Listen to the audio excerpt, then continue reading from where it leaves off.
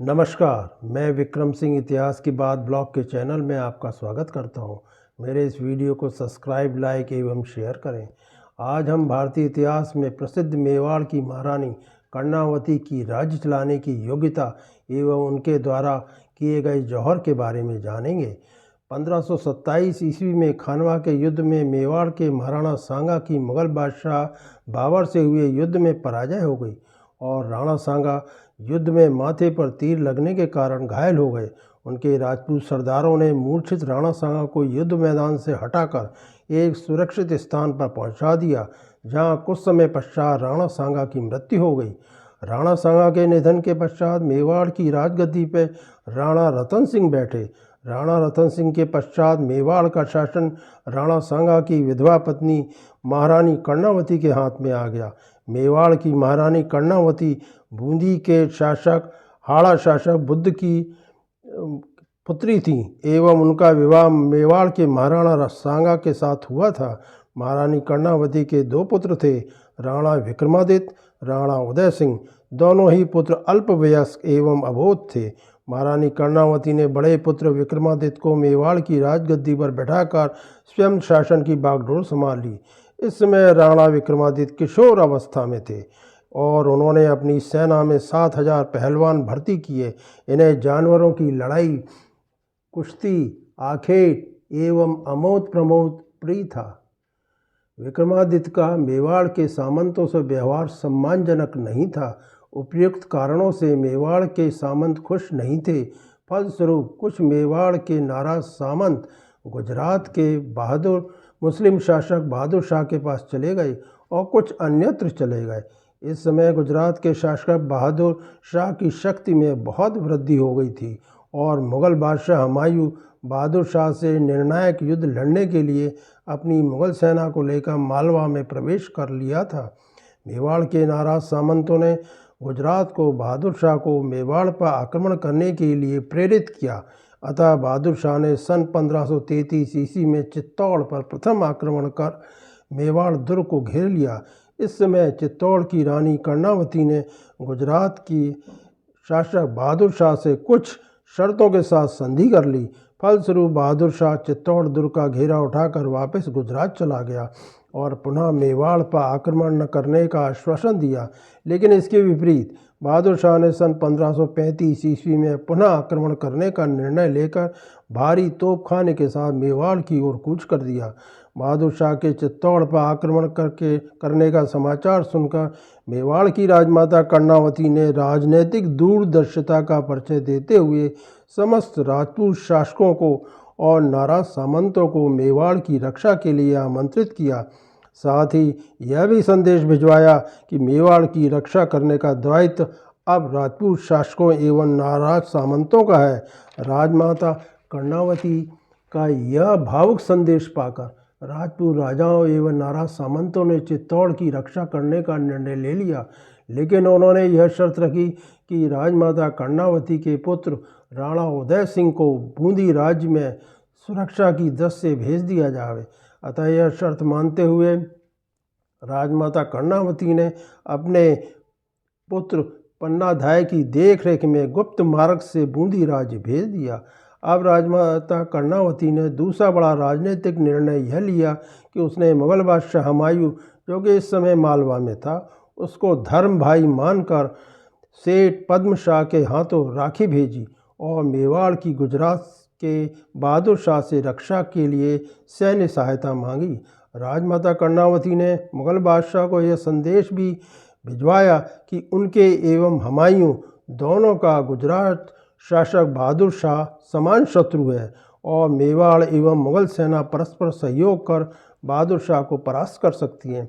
बहादुर शाह को जब यह सूचना मिली कि मेवाड़ की राजमाता कर्णावती ने मुग़ल बादशाह हुमायूं को उसके विरुद्ध सैन्य सहायता मांगी है, तो बहादुर शाह ने भी मुग़ल बादशाह हुमायूं से यह अनुरोध किया कि वह मेवाड़ के हिंदू काफिरों के जिहाद में लगा हुआ है, अतः वह मेवाड़ की सैन्य सहायता न करें।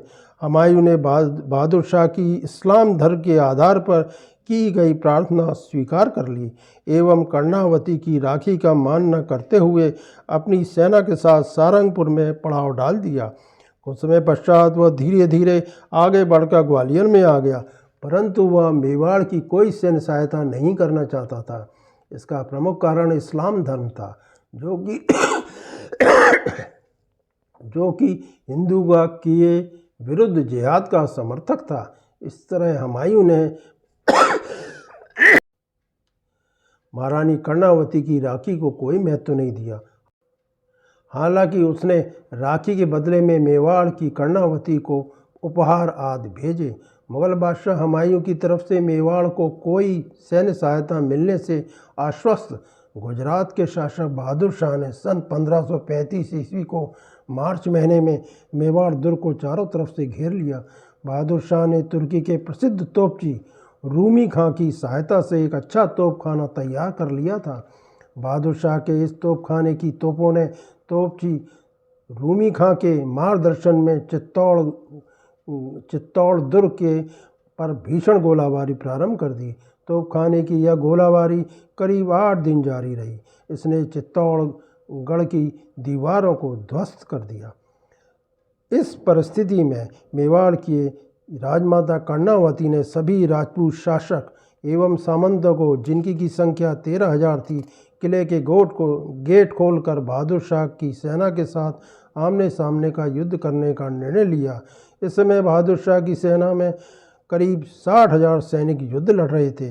8 मार्च 1535 ईस्वी को मेवाड़ दुर्ग के किले के गेट प्रातः खोल दिए गए एवं मेवाड़ राजपूत शासक एवं सामंतों ने राजपूत सैनिकों के साथ, जिनकी संख्या 13,000 थी, जो केसरिया वस्त्र धारण किए हुए थे एवं हर हर महादेव के नारे के साथ युद्ध मैदान में बहादुर शाह की सेना पर भीषण आक्रमण कर दिया।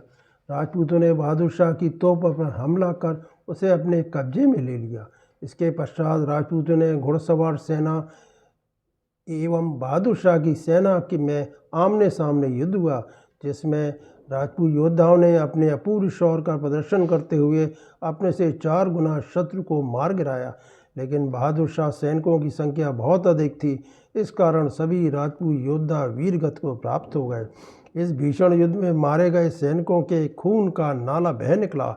इस युद्ध में राणा सांगा की पत्नी महारानी जवाहर बाई भी पुरुष वेश में अस्त्र शस्त्र से सुसज्जित घोड़े पर सवार होकर राजपूतों की सेना के साथ युद्ध किया एवं वीरगति को प्राप्त हुई। इधर मेवाड़ दुर्ग में 8 मार्च 1535 ईस्वी को महारानी कर्णावती और उनके साथ असंख्य राजपूत योद्धाओं की पत्नियों ने मुंह में गंगा जल एवं तुलसी पत्र धारण किए हुए अग्निकुंड में समा गईं। यह मेवाड़ का दूसरा जौहर था। मेवाड़ किले के बाहर युद्ध में मारे गए सैनिकों के बहते हुए खून की गंध एवं मेवाड़ किले के अंदर जौहर कर रही वीरांगनाओं की चीत्कार की ध्वनि सुनाई दे रही थी एवं जलते हुए मांस की दुर्गंध पूरे वातावरण को करुणामयी एवं विषाक्त बना रही थी। इस तरह मेवाड़ की पराजय एवं पतन तथा मेवाड़ का दूसरा जौहर संपन्न हुआ। अब बहादुर शाह ने चित्तौड़ दुर्ग पर अधिकार कर 3 दिन तक लूटपाट की। मेवाड़ किले के अंदर रह रहे असैनिक जनता, जिसमें लोहार, कुम्हार, पशुपालक, व्यवसायी आदि का कत्ल कर दिया गया एवं उनकी स्त्रियों को लूटा गया एवं बच्चों को भाले पर टांग कर खेल खेला गया। 3,000 मासूम बच्चों को कुएं एवं किले की खाई में फेंक दिया गया। करीब 30,000 निर्दोष नागरिकों को अपनी जान गंवानी पड़ी। यह मुस्लिम अत्याचार का इतिहासकारों द्वारा वर्णन किया गया है। इस तरह बहादुर शाह की सेना ने मेवाड़ को तहस नहस कर दिया।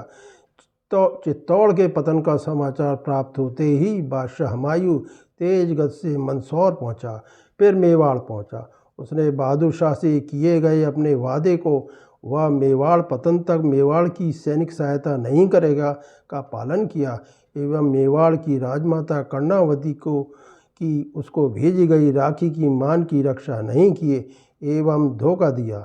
मेरे इस वीडियो को सब्सक्राइब, लाइक, शेयर एवं कमेंट करें। धन्यवाद।